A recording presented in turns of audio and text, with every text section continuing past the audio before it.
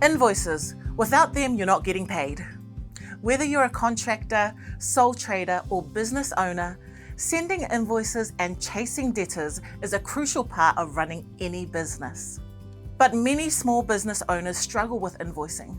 This can lead to not being paid on time and not having enough cash for really important things like paying yourself and your employees. To help you get paid and keep the stress at bay, here's a step-by-step guide on how to invoice. First, to create an invoice, you can download a template online or create one yourself in a blank document or spreadsheet. To help you get started, business.govt.nz has a free template you can use, which is linked below. In the template or spreadsheet, add your business name, customer's name and address, invoice number, date you're sending the invoice, and a due date. You can number your invoices starting at 1 like INV001 or use a unique code, which might be your business name like DIG001. Next, add a description of the goods or services provided. This can include the date you did the work or provided the goods, the quantity, your rate, and how many hours you worked. Add the amount payable and payment details. For example, your bank account or a credit card payment slip. You can also include a buyer's reference, as many buyers request their suppliers to include purchase order numbers or other reference numbers. With e-invoicing, you can send e-invoices to your business clients. For example, if you're a subcontractor to a construction business. It will speed up the process, reduce errors, and help you get paid faster. And receiving e-invoices from your suppliers means the invoices go straight into your accounting system, which reduces admin.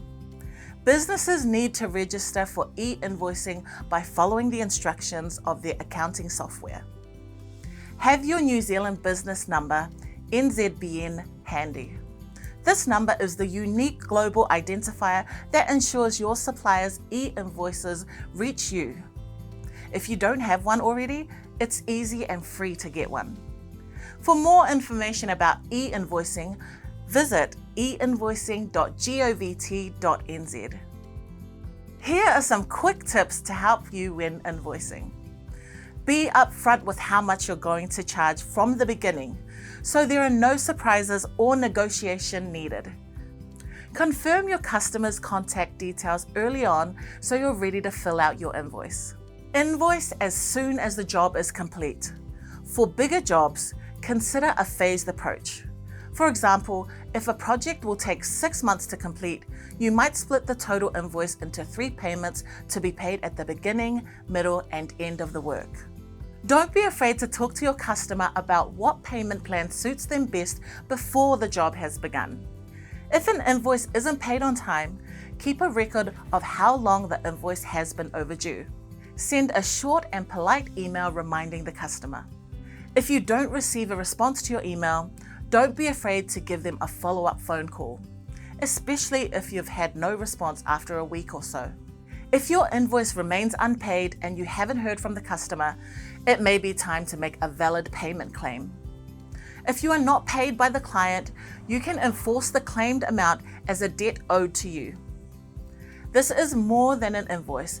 It has to be in writing and include the details about the work you've done, how much is owed, and a due date.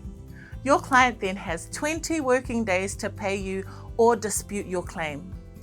If they don't respond, you have the right to suspend work after 5 working days. If you need more help, get in touch with a building disputes specialist.